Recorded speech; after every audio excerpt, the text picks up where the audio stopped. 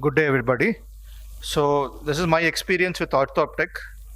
So finally, why? How much ever we say occlusion, we really don't know how much is happening in whether they're doing it or not doing it. And most of the parents' complaints are, especially when it comes to moderate amblyopia, and we say 4 to 6 hours, they're not able to do it with the current lifestyle. We have to take them to that classes, this classes. It doesn't happen. So I got the instrument in August 2000. It was 19, sorry, not 18. And initially it was irregular use because of COVID and there was no travel restrictions and all. And since July 2021, I've been using it regularly. Now, the biggest challenge I face is during the school and work hours, the parents find it difficult to bring the child. Now, with both the parents working, they find it difficult to bring the child every day. And after school, I'll have limited time to give the slots. So that is one thing.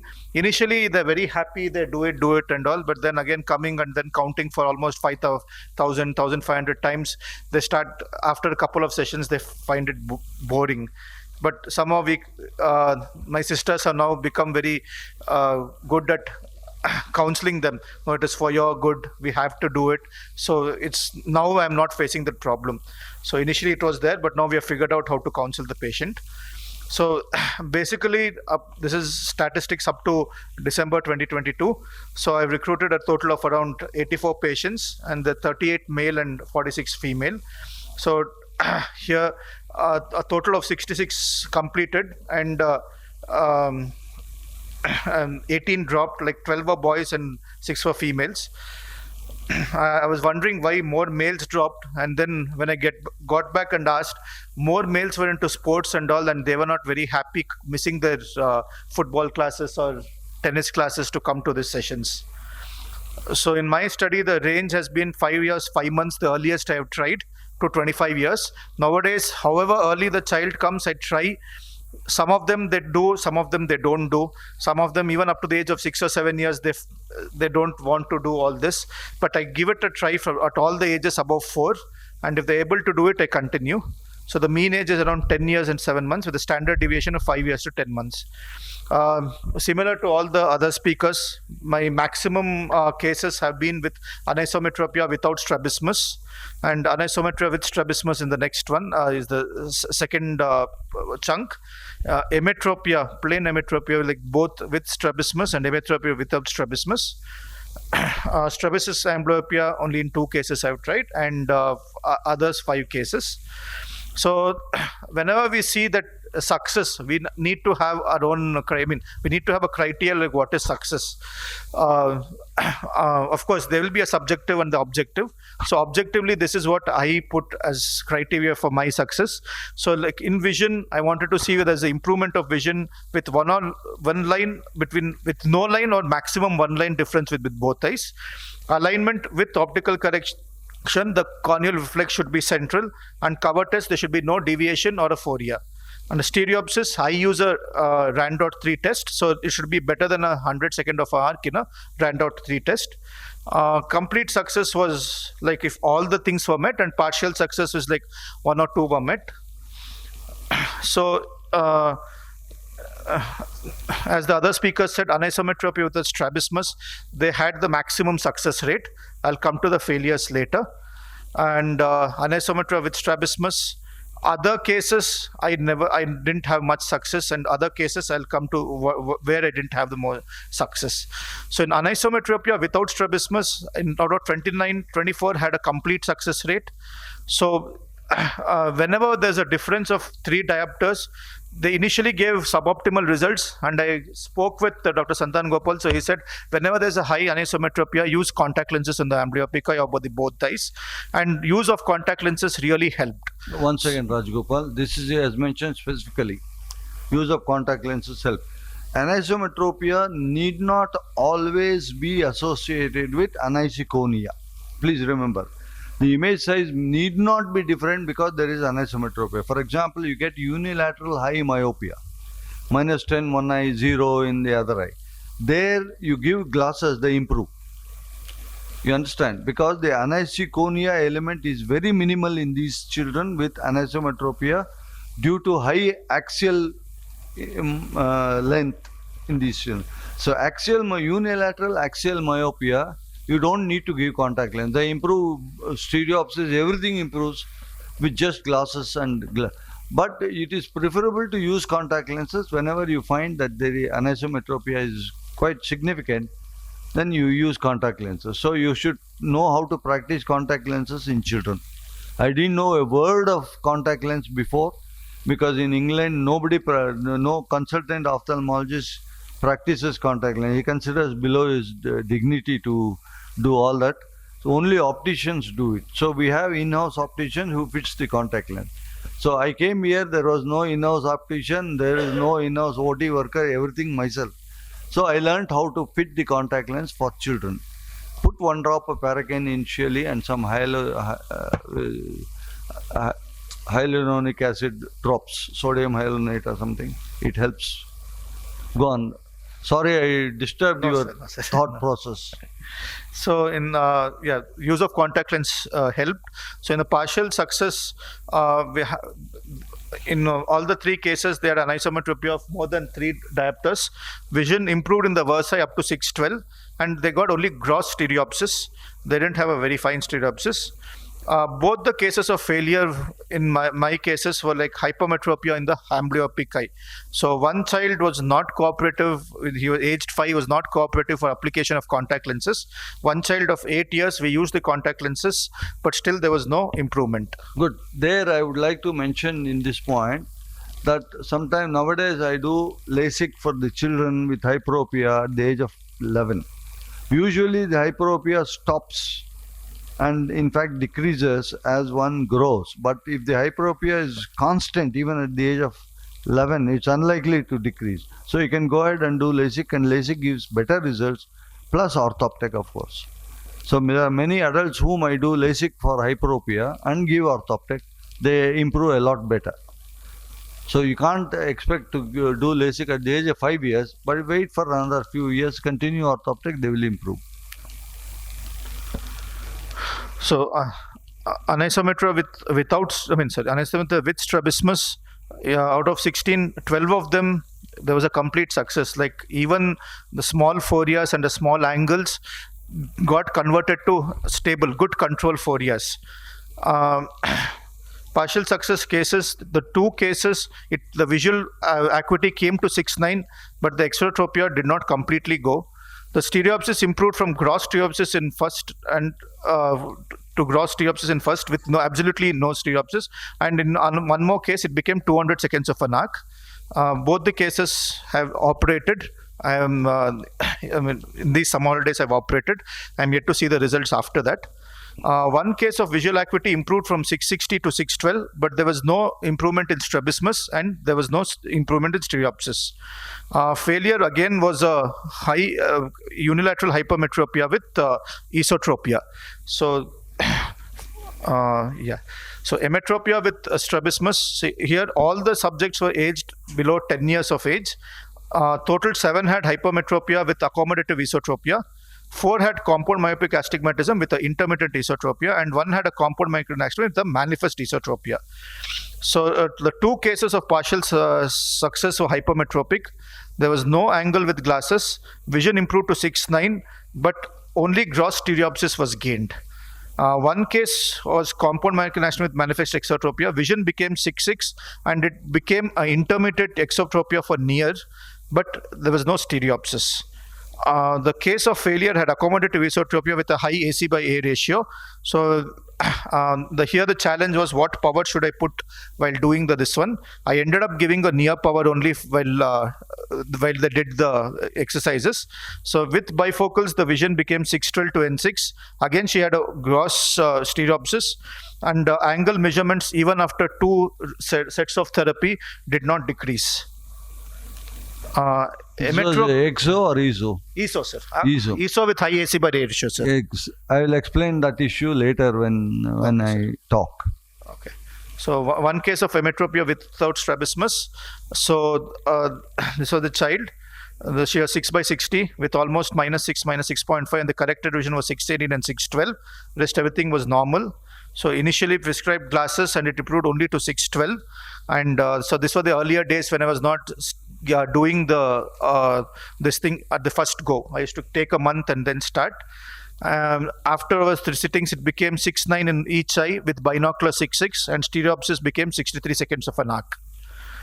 Strabismic amblyopia, these are the cases, few cases which had absolutely no refractive error, even on cycloplegic refraction. So 2 esotropia and 1 exotropia. In these cases, vision became 6.6, but there were no significant change in the measurements post-therapy, nor there was no stereopsis. One of this case is a 20-year-old girl. She had right eye esotropia since childhood, and because of the socioeconomic status, had never taken any optical or umbilical therapy. There was no refractive error, and there was a 30-degree esotropia. And when I measured this of around 55 prism diopters of ESO. So I did a squint surgery. Because it was unilateral, I did a recess resect and gave 21 sessions over 25 days. So vision improved to 636. And post-surgery, what I noted was there's a 10-degree esotropia, but actually this was not actually a esotropia. It's an eccentric fixation. I discussed this case with sir, and he told me to give more sessions, but since she's a working lady, I've not been able to do it. Others all had some other pathology.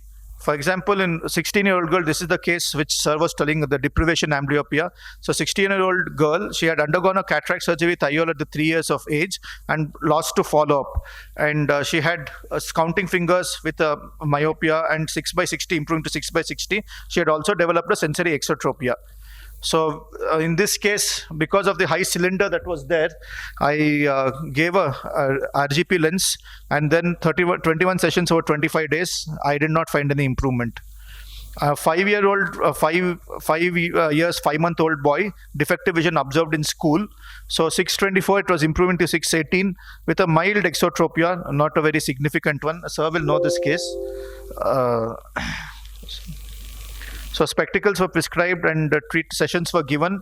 So the vision came to only 612, and again the squint came to, it was quite controlled, and stereopsis increased to 200 seconds of an arc. Later, he went to a higher center for a second opinion because there was no improvement.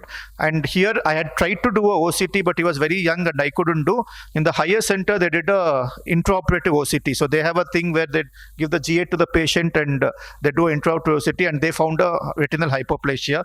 The fundus was absolutely normal. The foveal reflex was also very good. Some sessions were done in sir's place also, so sir will be aware of this case.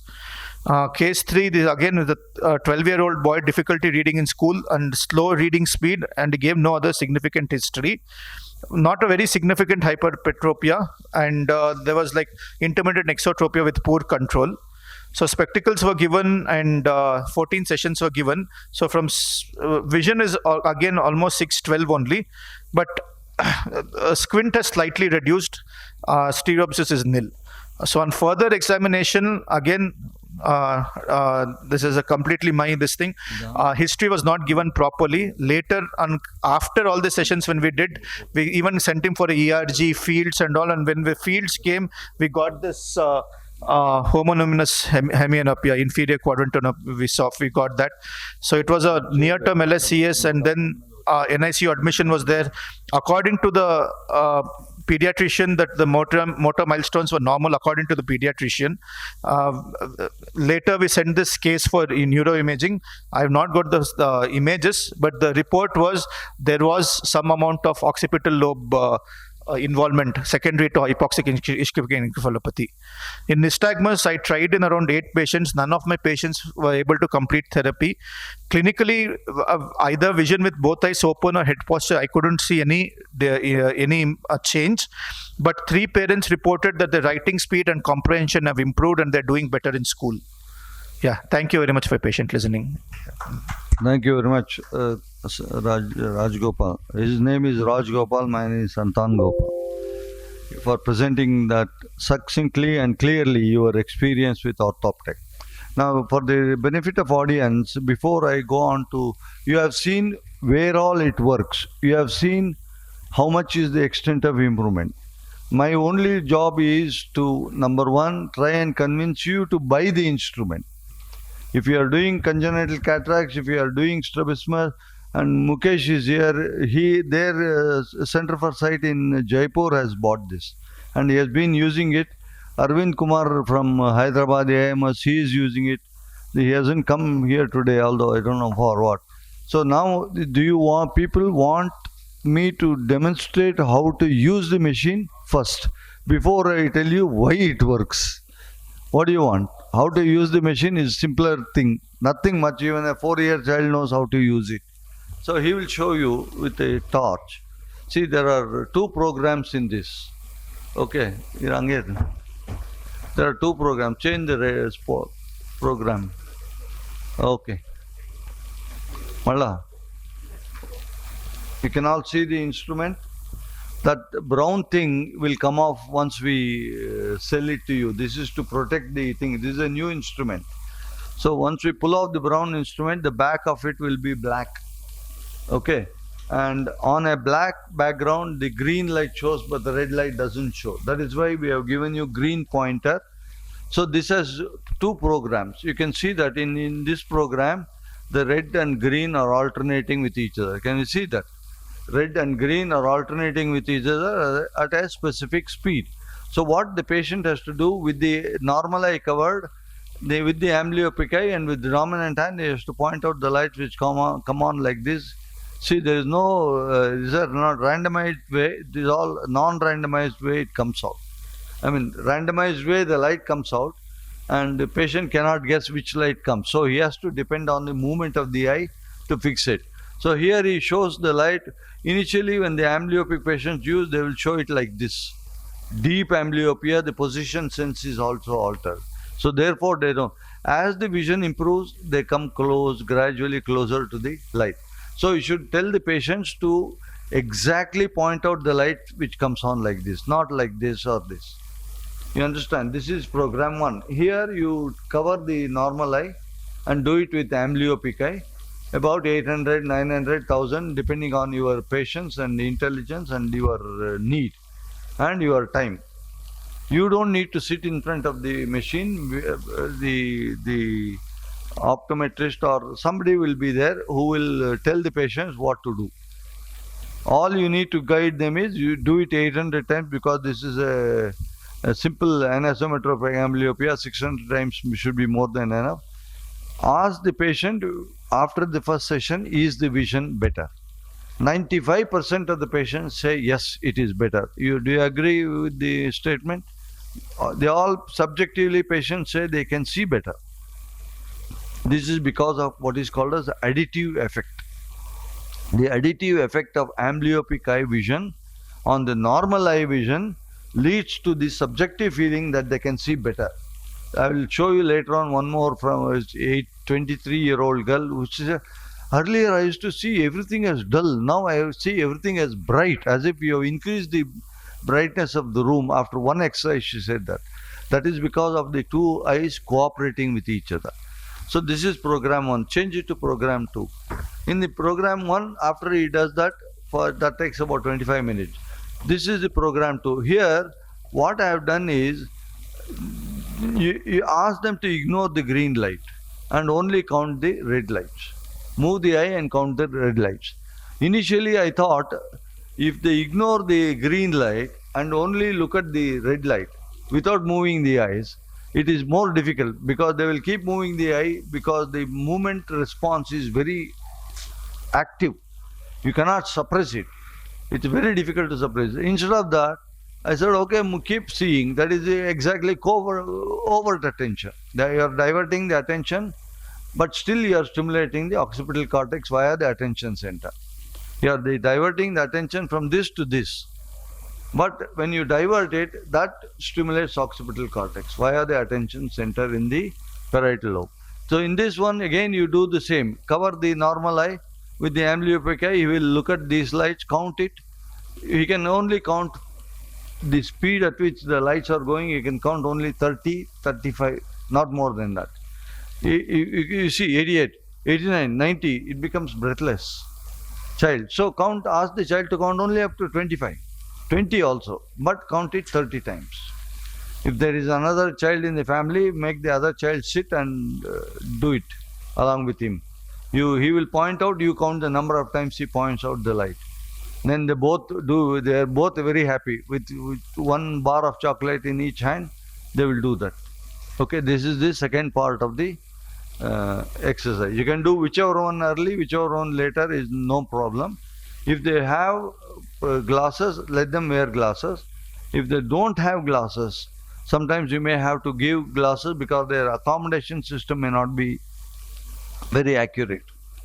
And since the patient is sitting at a distance of about, say, 3 feet in front of the machine, then he will have difficulty to focus on the machine. So this is about how to use the machine. The indications where to use the machine, I will tell you as we go along. They have already told you what are the indicate. Can you change my slides, please? If you want to come close and try this, you can try it yourself with the later point. It's very easy, not that difficult to try this.